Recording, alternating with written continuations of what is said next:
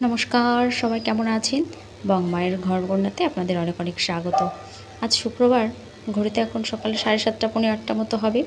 সকালে স্নান সেরে এখানে এসে চুপ করে খানিকক্ষণ দাঁড়িয়ে থাকি, চারপাশটা দেখি ভালো করে। সকালের পরিবেশটা এত শান্ত, এত চুপচাপ থাকে। আজকের ওয়েদারটা দেখুন, মনে হচ্ছে এখনই রোদ উঠে গেছে। ঘড়িতে বোধহয় এখন প্রায় 9টা বাজতে চললো। চিকেন এনেছে, চিকেন আর ভাত করব আজকে। একটু মশলাটা করে নিই। আদা রসুন পেঁয়াজ দিলাম খানিকটা, আর 2-3টে মতো কাঁচা লঙ্কা দিলাম। মিক্সির বাটিটা আমার ছোটো, টমেটোগুলো ওর মধ্যে ধরবে না, পরে কষানোর সময় দেব। আর একটু জিরে দিয়ে দিলাম। একটা মতো পেঁয়াজ বেটে দিয়েছি, আর বাকি পেঁয়াজটা এখানটা ভেজে নেব। আজ আবার যাবো একটু কাকিমার পার্লারে। একটু ভাবছি হেয়ার স্পা করাবো আর একটু ফেসিয়াল করাবো। কাকিমার সাথে কথা বলাই আছে। কাকিমা বলেছে ঠিক আছে এসো। গুড্ডির বাপি বলছে আজকে রাত্রে নাকি আবার ঠাকুর দেখতে বেরোবে। সন্ধেবেলায় আছে গুড্ডির নাচের ক্লাস। তাই ভাবছি দুপুরের খাওয়া দাওয়াটা সেরেই কাকিমার কাছে চলে যাব। অন্তত 3 ঘন্টা তো সময় হাতে নিয়ে যেতেই হবে। জানি না কতক্ষণ লাগবে। রবিবারে জগদ্ধাত্রী পুজো, তা আমরা তো প্রতিবার পুজোর আগের দিন ঠাকুর দেখতে বেরোই, কিন্তু এবছর আবার 2 দিন আগে বেরোতে হচ্ছে। কেননা কালকে আবার গুড্ডির বাপি বাড়ি থাকবে না। সকালবেলাতেই আমার মেসোকে নিয়ে বেরোবে বোনের বিয়ের সব নেমন্তন্ন করতে। সারাদিন হয়তো লেগে যাবে ওখানে। তাই রাত্রে আর এনার্জি থাকবে না ঠাকুর দেখার। তাই গুড্ডির বাপি সেই কাজটা আগেই সেরে রাখছে আজকে। আমি বলছিলাম প্যান্ডেলই তো বোধহয় কমপ্লিট হয়নি। তা গুড্ডির বাপি বলছে না, প্যান্ডেল কমপ্লিট হয়ে গেছে, আজকে থেকেই লোকে ঠাকুর দেখতে বেরোবে। এই যে চিকেনটা কষানো হয়ে গেছে, এবার আলুগুলো দিয়ে দিই। আলুগুলো সেদ্ধ করে রাখা ছিল, তাই আর একদমই সময় লাগবে না। এবার একটু জল দিয়ে ফুটিয়ে নামিয়ে নিলেই হয়ে যাবে। পার্লারে যাওয়ার ইচ্ছা আমার ছিল না একদমই। আসলে আমি পার্লারে তো খুব একটা যাই না। তা মাসিরা এত করে ধরেছে, বলছে কি সবাই সাজবে বিয়েতে, তুই যা একটু পার্লারে যা, সবাই যাচ্ছে। মাও শুনে বলছে কি যা একবার করে আয়। তাই আর কি যাই। এই যে গুড্ডির ভাত বাড়ছি, ওকে খাইয়ে নিই, তারপর আমরা খাওয়া দাওয়া করব। আজকে আর ওটাকে সাথে নেব না, ভাবছি বাড়িতেই রেখে যাব। থাকো হ্যাঁ সোনাই, আমি আসছি। এটা খাওয়া, হ্যাঁ খেয়ে দে।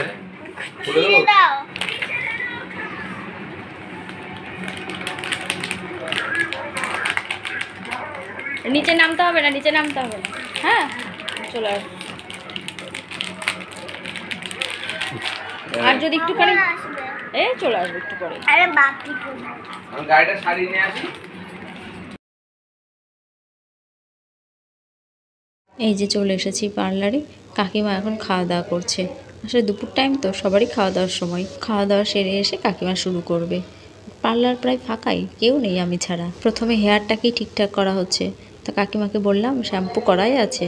তা কাকিমা হাত দিয়ে দেখে বলল কি না, শ্যাম্পু ভালো হয়নি। তাই আবার কাকিমা শ্যাম্পু করিয়ে নিল। এবার কি সব প্যাক লাগিয়ে দিচ্ছে মাথায়। ফেসিয়ালের থেকেও বেশি দরকার আমার এই স্পাটা করানো। এত চুল পড়ে যায় আমার, সে কি বলবো। এখন তো শীতকাল আসছে, শীতকালে তো কম বেশি সবারই ড্যান্ড্রফের সমস্যা থাকে।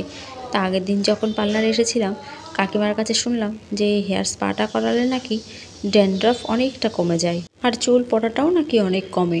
তাই কাকিমার কাছে তখন বলেছিলাম যে ঠিক আছে একদিন আসবো স্পাটা করাতে। এই যে আমার পুরো চুলটায় প্যাক লাগানো হয়ে গেছে, মাথায় আবার একটা ক্যাপ পরিয়ে দিয়েছে। এবার ফেসিয়ালের কাজ শুরু। এত সুন্দর করে মাসাজগুলো করছে কাকিমা, এত ভালো লাগছে যে কি বলবো। কাকিমা কোন প্রোডাক্ট দিয়ে আমার ফেসিয়ালটা করাচ্ছি আমি সেটাও জানি না, জানেন। একদম নিজের কাকিমার ভরসায় ছেড়ে দিয়েছি। কাকিমা যেটা ভালো বুঝবে সেটাই আমার স্কিনে দেবে। তবে কাকিমাকে বলেছিলাম শুধু যে আমার ভীষণ ড্রাই স্কিন, সেই শুনেই কাকিমা পুরো ফেসিয়ালটা করছে। এই যে এবার আবার মুখে কী সব প্যাক লাগিয়ে দিচ্ছে। বলছে এভাবে নাকি আমাকে আধ ঘন্টা বসে থাকতে হবে।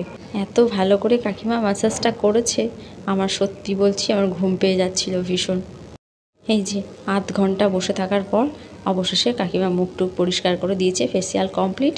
এবার চুলে যে প্যাকটা লাগিয়েছিল সেটাকেই ভালো করে ধুয়ে নিচ্ছে। এতক্ষণ তো চোখ বুজে বসেছিলাম, ঘড়ির দিকে তাকাইনি। এইবার ঘড়ির দিকে তাকিয়ে ভীষণ টেনশান হতে শুরু করেছে, জানেন। গুডির নাচের ক্লাস আছে বিকেলবেলায়, কি জানি সেটা গিয়ে ধরতে পারবো কিনা। 6টায় ক্লাস শুরু, 5:30 বাজতে চললো। কাকিমাও তাই ভীষণ হাত চালিয়ে করছে, হেয়ার ড্রায়ার দিয়ে চুলটা শুকিয়ে দিচ্ছে। বাড়ি গিয়ে গুড্ডিকে রেডি করানো আছে, গুড্ডিকে একটু কিছু টিফিন করাতে হবে, তারপর যেতে হবে ক্লাসে। এতগুলো দিন বেছে বেছে আজকের দিনটাই ঠিক করলাম যে আজকে গুড্ডির বাপির কাছে গুড্ডিকে রেখে আমি যাব। তা গুড্ডির বাপি আবার আমাকে নামিয়ে দিয়ে গেছে গ্যারেজে গাড়ি সারাতে। আমার আর এখানে এসে পৌঁছে ফোন করা হয়নি যে বাড়িতে মেয়েটার কাছে গেছে কি না, নাকি মেয়েটা একাই আছে বাড়িতে।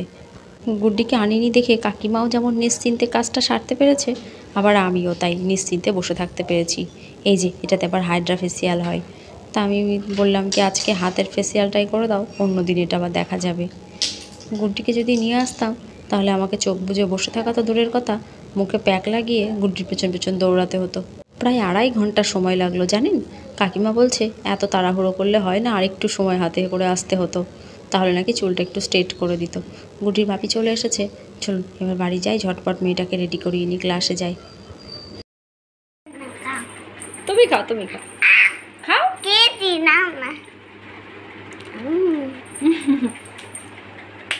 শুনলাম না না চুলাসটা।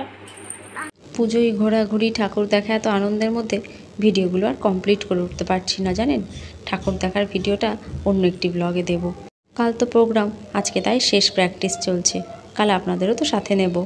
চলুন তাহলে ভিডিওটাও আজ এখানে শেষ করি। সবাই ভালো থাকবেন, সাবধানে থাকবেন। ভিডিওটি ভালো লাগলে একটি লাইক করবেন। নমস্কার, দেখা হবে খুব তাড়াতাড়ি পরের একটি ব্লগে।